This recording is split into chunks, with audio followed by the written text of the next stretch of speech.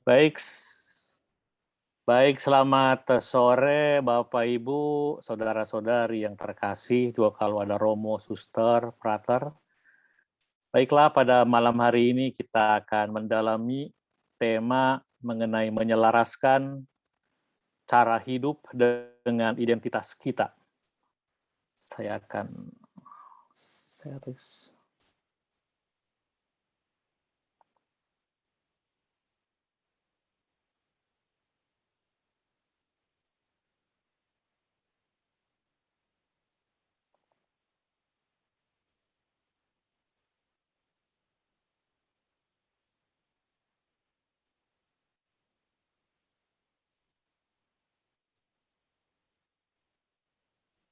Bisa melihat nggak? Masih belum. Belum? Ya, sudah. Sudah? Sudah, Monsinyur. Ya. Oke, baik.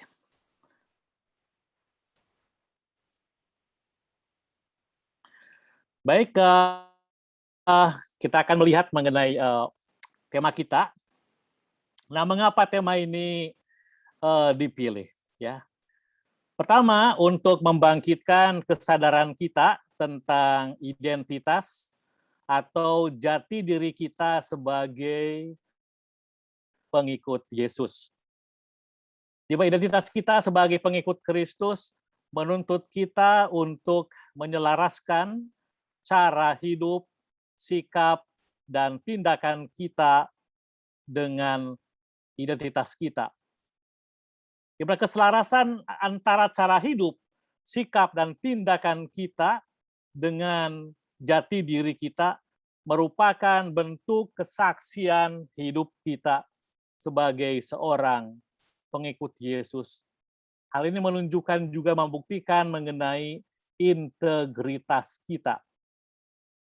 Ketidakselarasan antara cara hidup, sikap, dan tindakan kita dengan identitas kita akan menjadi batu sandungan bagi orang lain. Kita menjadi cemoohan bagi mereka. Nah, jati diri kita, di mana kita dipanggil untuk selalu sadar tentang jati diri atau identitas kita sebagai pengikut Yesus dan menyelaraskan hidup kita sesuai dengan identitas kita. Sebagai pengikut Kristus, kita dipanggil untuk menyangkal diri, memanggul salib, dan mengikuti Yesus secara konsisten dan konsekuen. Hidup kita diselaraskan dengan hidup Yesus sendiri.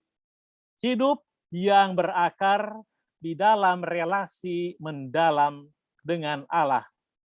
Menjadikan kehendak Allah sebagai pedoman di dalam seluruh hidup kita. Bukan kehendakku, melainkan kehendakmu lah yang terjadi. Sebagaimana dilakukan oleh Bunda Maria, dilakukan oleh Yesus sendiri. Nah, kita melihat Bapak Ibu dan saudara-saudari yang terkasih bahwa identitas kita sebagai pengikut Yesus yang melalui rahmat pembaptisan kita berpartisipasi di dalam misteri Paskah Kristus, wafat dan kebangkitannya. Melalui pembaptisan, kita ikut mati bersama Yesus. Artinya mematikan manusia lama dengan segala keinginannya. Melalui pembaptisan, kita ikut dibangkitkan bersama Yesus, yakni lahir kembali menjadi manusia baru, menjadi ciptaan baru. Melalui rahmat pembaptisan, kita telah dikuduskan dan dipanggil untuk hidup dalam kekudusan, yakni hidup yang dijiwai oleh hidup Yesus sendiri.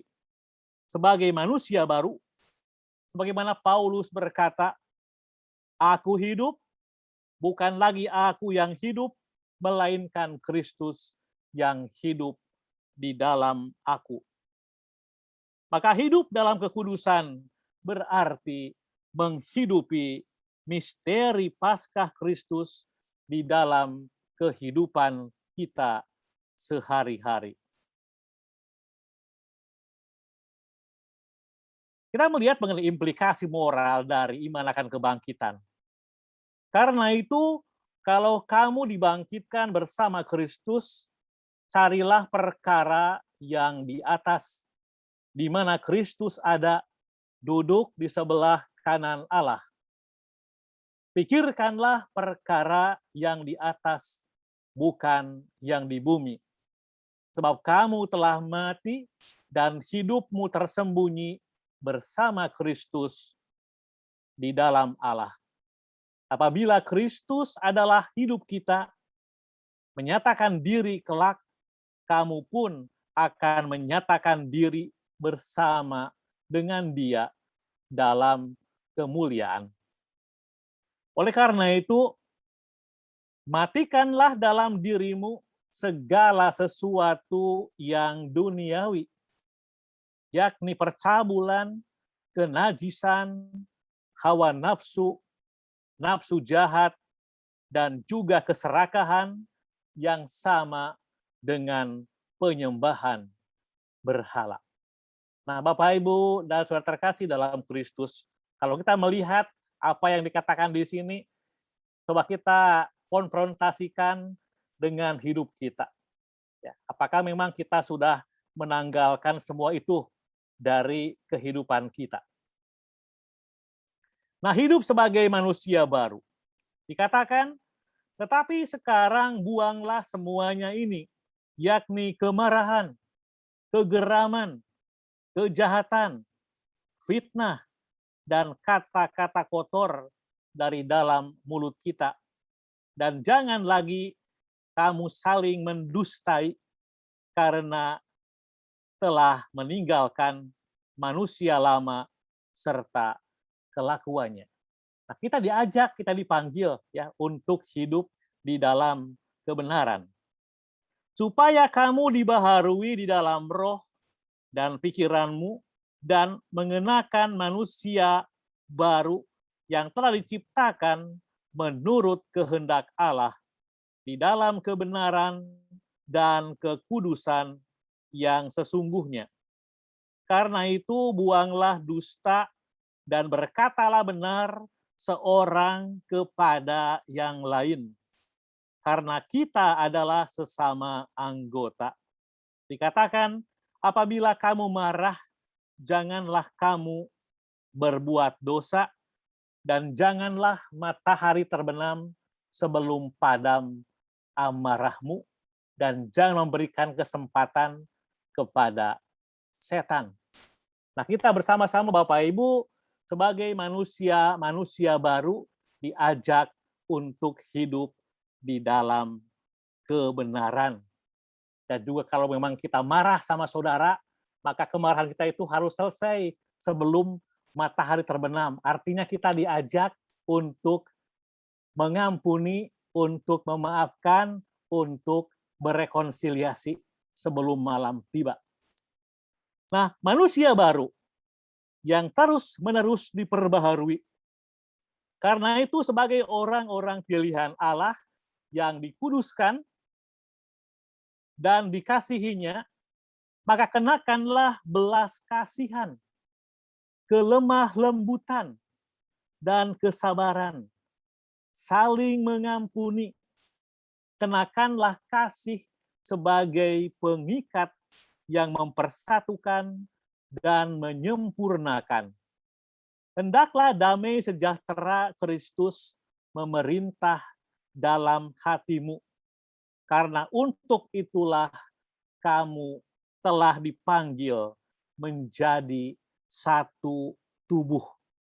Nah, alangkah indahnya kalau memang hidup kita sebagai pengikut Yesus sungguh-sungguh dijiwai oleh belas kasihan, oleh kelemah lembutan, oleh kesabaran, oleh sikap saling mengampuni, dan saling mengasihi satu sama lain.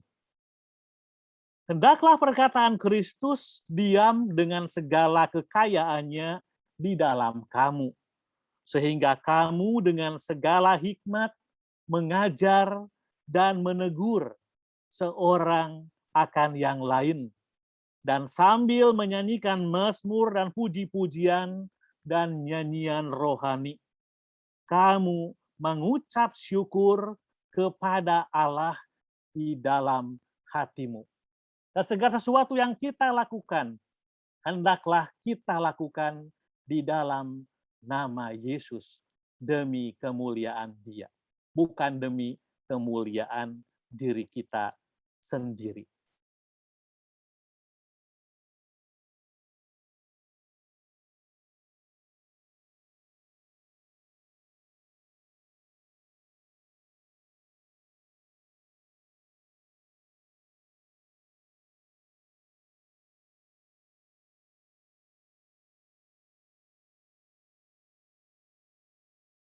Nah, kita dipanggil untuk menjadi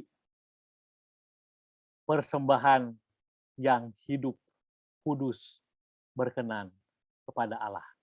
Nah, dikatakan karena itu saudara-saudara, demi kemurahan Allah, aku menasihati kamu supaya kamu mempersembahkan tubuhmu sebagai persembahan yang hidup, yang kudus, dan yang berkenan kepada Allah. Itulah ibadahmu yang sejati. Nah, di sini Santo Paulus mengajak kepada kita semua sebagai orang-orang yang sudah dikuduskan melalui rahmat pembaptisan, kita dipanggil, diajak untuk mempersembahkan tubuh kita, hidup kita sebagai persembahan yang kudus, yang hidup, yang berkenan pada Allah. Janganlah kamu menjadi serupa dengan dunia ini, tetapi berubahlah oleh pembaharuan budimu, sehingga kamu dapat membedakan manakah kehendak Allah, apa yang baik, yang berkenan kepada Allah, dan yang sempurna. Dengan kata lain, bahwa kehidupan moral sebagai ibadah yang sejati dan komitmen untuk menjadi tanda kontras di dalam dunia, di dalam masyarakat kita. Kita menyadari bahwa kita hidup di dalam masyarakat, dalam dunia yang ditandai oleh hedonisme, di mana banyak orang dalam hidupnya berpegang pada prinsip yang penting enak, yang penting nikmat, mencari kesenangan, kenikmatan duniawi.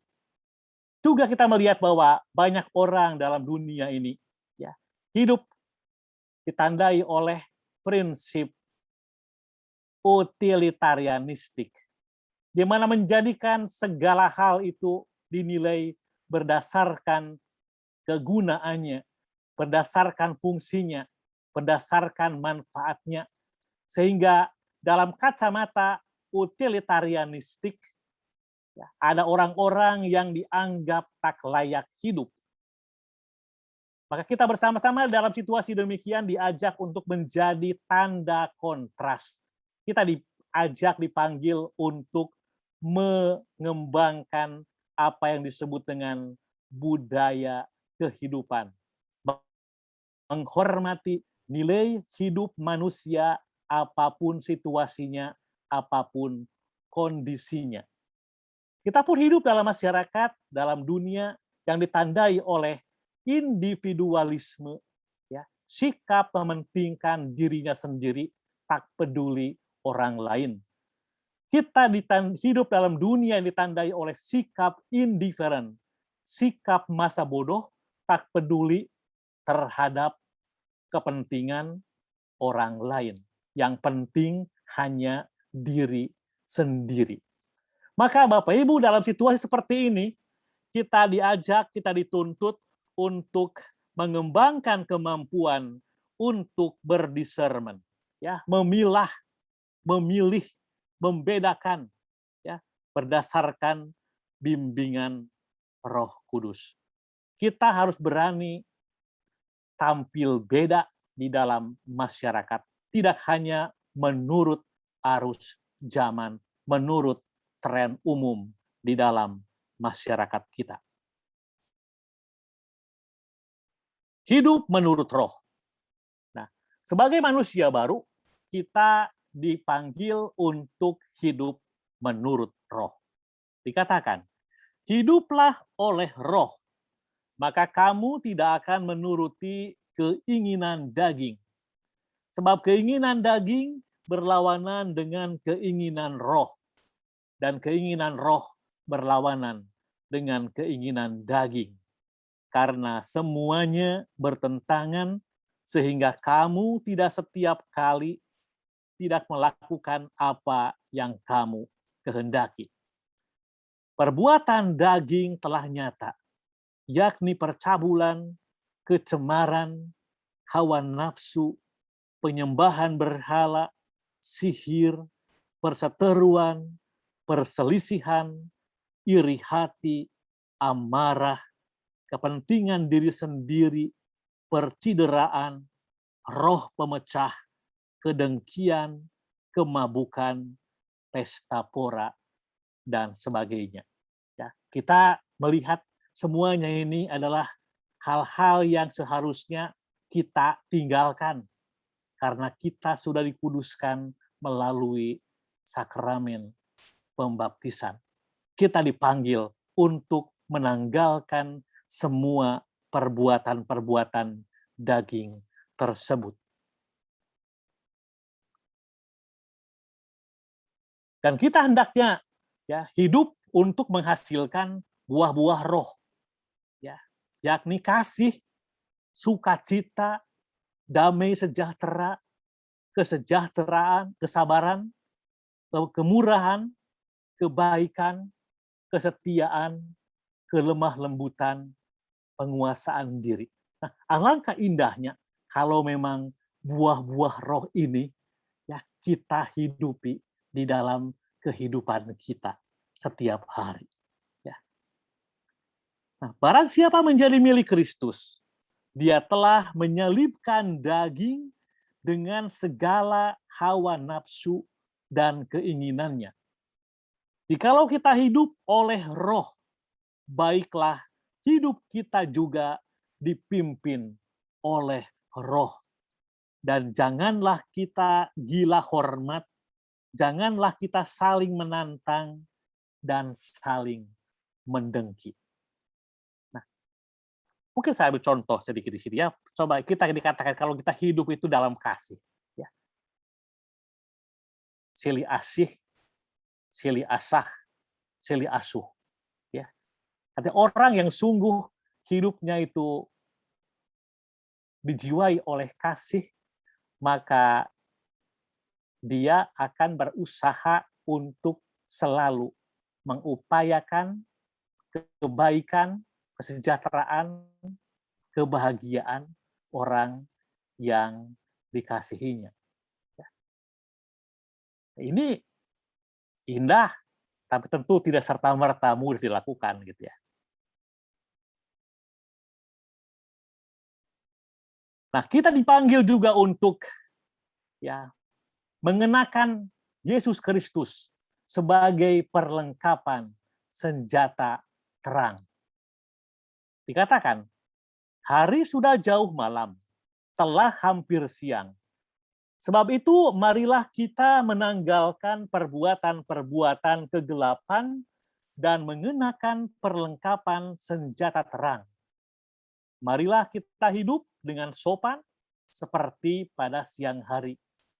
Jangan dalam pesta pora dan kemabukan, jangan dalam percabulan dan hawa nafsu, jangan dalam perselisihan dan iri hati, tetapi kenakanlah Tuhan Yesus Kristus sebagai perlengkapan senjata terang. Dan janganlah merawat tubuhmu untuk memuaskan keinginannya. Dan diingatkan, tubuh kita itu kudus, bait Roh Kudus.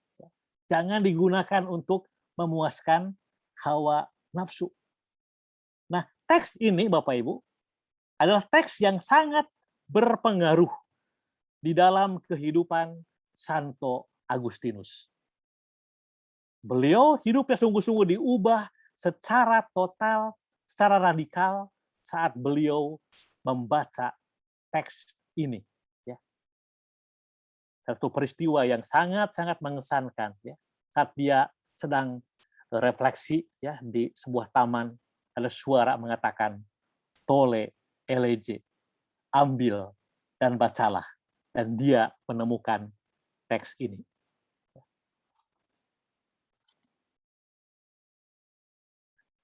Nah, sebagai pengikut Yesus, kita dipanggil untuk hidup di dalam kebenaran. Hidup di dalam kejujuran. Hidup dalam ketulusan. Hidup dalam kerendahan hati. Hidup dalam kemurahan hati. Punya kepedulian terhadap orang lain. Hidup dalam kesetiaan. Kesetiaan di dalam relasi dengan pasangan. Kesetiaan dalam janji misalnya. Saya berjanji, maka saya setia untuk memenuhinya. Kebebasan dari segala bentuk kelekatan. Nah, ada banyak orang hidupnya itu dikuasai oleh kelekatan. Contohnya adalah kelekatan pada kebiasaan buruk. Kelekatan pada materi. Kelekatan pada posisi, pada jabatan. Kelekatan pada orang. Sehingga tidak heran ada banyak orang yang karena kelekatan ya itu kemudian susah mati. Kita diajak untuk menjadi orang-orang yang sungguh punya sikap lepas, bebas. Ya. Dijiwai oleh kasih, yakni kasih yang tanpa pamrih. Kasih yang inklusif, artinya tidak membeda-bedakan orang. Kasih yang merangkul semua, tanpa syarat. Dan kasih yang bahkan rela memberikan hidup. Life-giving love. Sebagaimana dicontohkan oleh Yesus sendiri. Dia mengatakan bahwa tiada kasih yang lebih besar daripada kasih seorang yang menyerahkan nyawanya bagi sahabat-sahabatnya. Kita pun dipanggil untuk menjadi orang-orang yang sungguh mau mengampuni. Ya, ada banyak orang susah untuk mengampuni. Ya. Kita hendaknya punya kesadaran ya bahwa bayangkan saja orang yang minta ampun kepada kita itu barangkali sebentar lagi meninggal gitu ya. Nah, kita harus punya kemurahan hati ya untuk mengampuni, untuk memaafkan orang lain. Karena dengan mengampuni, kita sendiri itu akan mengalami kebebasan, mengalami kedamaian, mengalami kelegaan. Ya. Lain halnya kalau kita tuh tidak bisa mengampuni, maka kemudian akhirnya bisa menggumpal menjadi kebencian. Ya. Maka jangan sampai kalau kita punya sesuatu di mana orang salah kepada kita, kemudian disimpan lama-lama gitu ya, nggak ada untungnya. Tapi kita bersama-sama diajak justru untuk mau mengampuni. Nah, tadi kita diingatkan oleh surat Paulus kepada umat di Efesus. Ya. Dikatakan supaya kalau kita marah, hendaklah kemarahan kita itu berhenti ya sebelum matahari terbenam. Itu mengandaikan adanya kemauan, kesanggupan kita untuk mau mengampuni, mau memaafkan, dan segera berrekonsiliasi.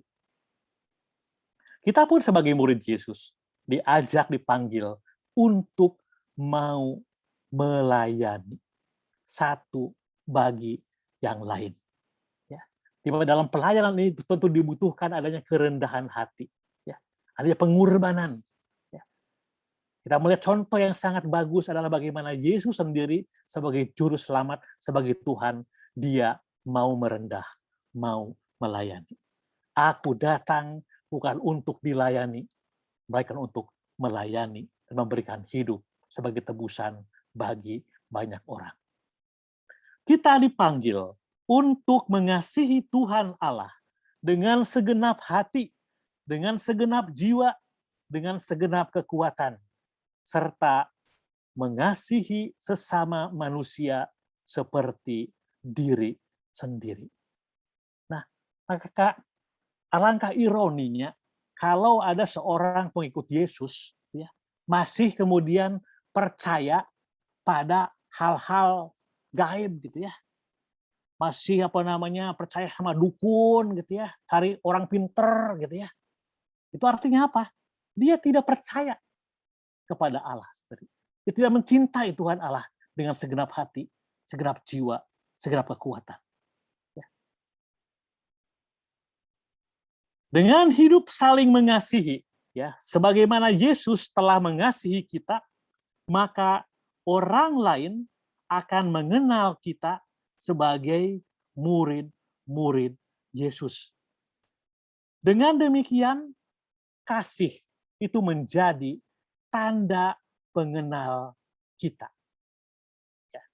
Jadi kita sebagai seorang Katolik bukan hanya orang kenal karena kita pakai salib kemana-mana, begitu ya.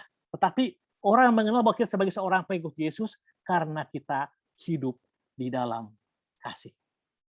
Nah, kita dipanggil untuk memperlakukan orang lain sebagaimana kita menginginkan orang lain memperlakukan kita.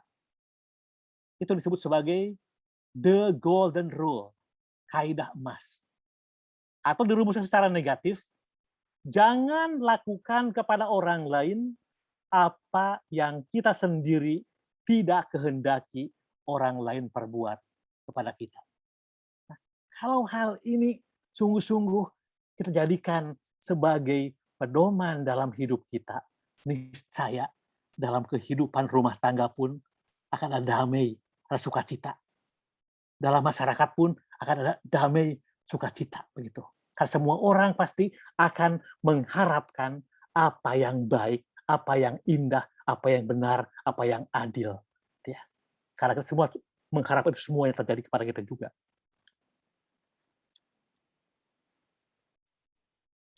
Nah, sebagai pengikut Yesus, sebagai citra Allah, maka hidup kita pun hendaknya ya mengikuti apa yang dicontohkan oleh Yesus sendiri.